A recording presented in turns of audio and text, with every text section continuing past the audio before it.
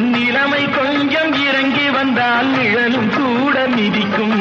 உயர்ந்த இடத்தில் இருக்கும் போது உலகம் உன்னை மதிக்கும். உன் நிலைமை கொஞ்சம் இறங்கி வந்தால் நிழலும் கூட மிதிக்கும்.